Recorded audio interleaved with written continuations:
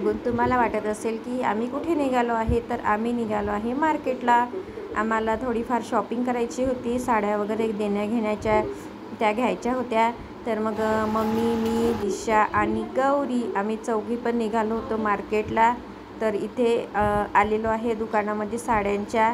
तर साड्यांच्या भरपूर अशा व्हेरायटीज होत्या, आमच्या बजेटमध्येच आम्हाला घ्यायच्या होत्या।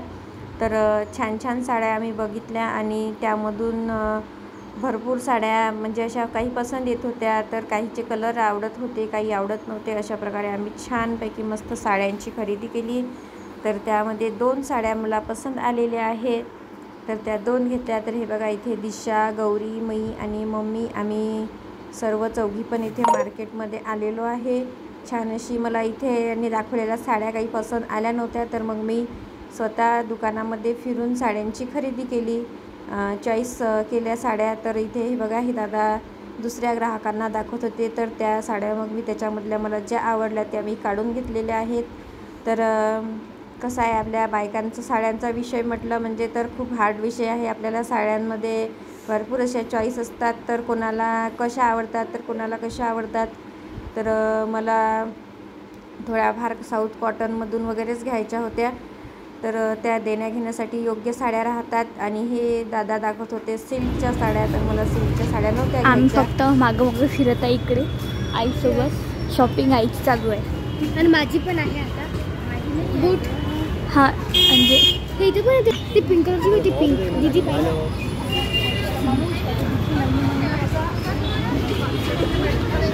तुमच्या चॉईसला भारी आहे आई। आई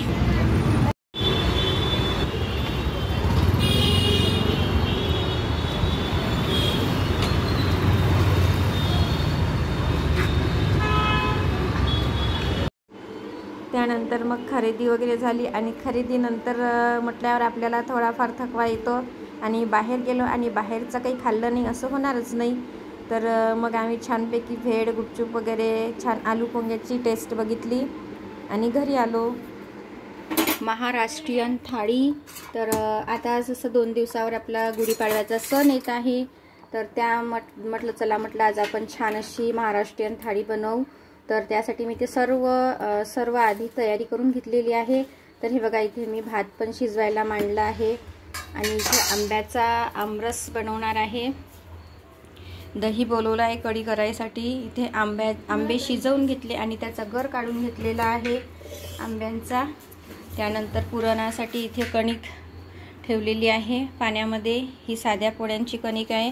इथे पुरण पण शिजवून घेतलेलं आहे आणि दिशा बनवणार आहे तिच्या हातचा स्पेशल, तिची हातची व्हेज बिर्याणी। तर हे बघा, त्यासाठी इथे सोयाबीनच्या वड्या पण भिजत घातलेल्या आहे। चला तर मग आता आपण बघूया आमरस करण्याची पद्धत। एकदम साधी आणि सोपी पद्धत आहे आमरस बनवण्याची। तर इथे बघा, मी तूप टाकून घेतलं आहे कढईत आणि त्यामध्ये टाकते जिरं। छानपैकी आपलं जिरं तडतडू द्यायचं आणि जिरं तडतडल्यानंतर लगेचच जे आंब्याचा जो क्षार मी गर काढून घेतलेला आहे तो यामध्ये टाकून घेणार आहे। बघा, असं आपला आंब्याचा गर काढून टाकून घेतला। तर इथे हे बघा, जागरी पावडर आणलेली आहे, गुळ पावडर मी डीमार्टमधून आणलेली होती। तर आता इथे यामध्ये गुळ घालून घेते थोडंसं। तर यामध्ये थोडंसं चवीनुसार मीठ पण घालून घेतलं आणि गुळ घालून घेतलेला आहे। तोपर्यंत आपला भात बघूया झालाय का ते।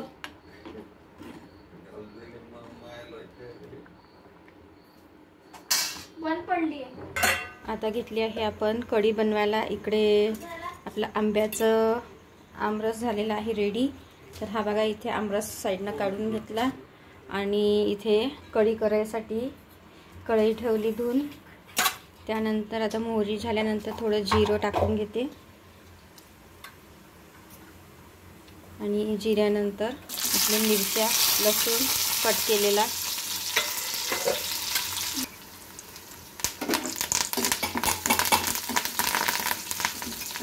लसूण, मिरच्या आणि कढीपत्ता छानपैकी तेलामध्ये होऊ द्यायचं आहे आपल्याला, मस्त फ्राय करून घेऊ। इथे मिक्सरमधून मी दही, बेसन आणि आपलं हळद पावडर आणि चवीनुसार मीठ फिरवून घेतलेलं आहे. हे आपण डायरेक्ट या मसाला झाला की या मसाल्यामध्ये टाकून घेणार आहोत. तर हे बघा, आता आपली लसूण मिरची मस्तपैकी फ्राय होत आहे. यामध्ये टाकू आपण दही, ताक बनवलेलं. तर इथे आता आपली कढी रेडी आहे. आता यामध्ये मला लागेल तितकं पाणी मी टाकून घेते कढईमध्ये, कढीत. तर इथं घेतलेली आहे मी बटाट्याची भाजी बनवायला. हे बघा, इथे बटाटे सोलून घेतले आणि कांदा लसूणची पेस्ट आपली होत आहे. आणि इकडे सुरू आहे दिशाची बिर्याणीची तयारी. आमची दिशा बनवत आहे व्हेज बिर्याणी.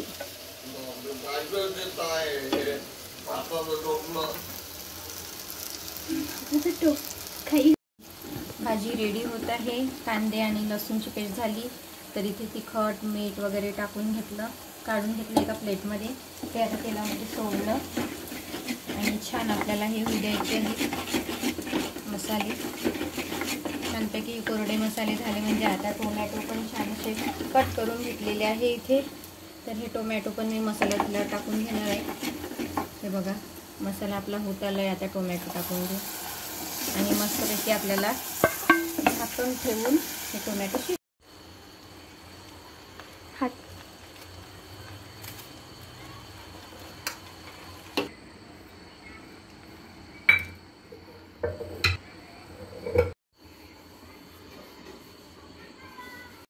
तर हे बघा, इथे आपली बटाट्याची भाजी झालेली आहे रेडी, मस्त गरमागरम. पहा, बटाट्याची भाजी. चला तर आता आपण ही काढून घेऊ. आता ही भाजी काढून घेतली आपण एका भांड्यामध्ये. तर आता इथे स्वयंपाक बराचसा माझा आटोपलेला होता. त्यानंतर फक्त गरमागरम अशी भजी काढायची राहिली होती आणि पुरणपोळ्या बनवायच्या राहिल्या होत्या. तर मस्तपैकी बेसनाचं आपलं मिश्रण भिजवून घेतलं भज्यांसाठी आणि गरम गरम अशा पुरणपोळ्या बनवून घेतल्या. तर कारण आज मला गुढीपाडवा स्पेशल थाळी पण बनवायची होती आणि एका आमच्या नवरीबाईला शेजारच्या केळवण पण करायचं होतं. तर म्हटलं चला आपण दोन्ही कामं एकत्र करून घेऊ.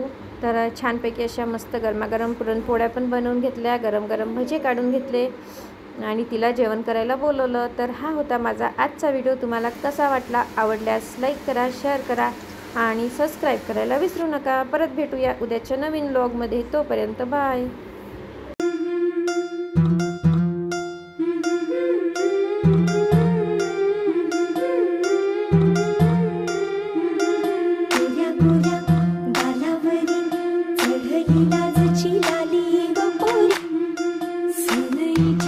सुरामंदी चौखडा बोलतो तारी ग पोरी नवरी.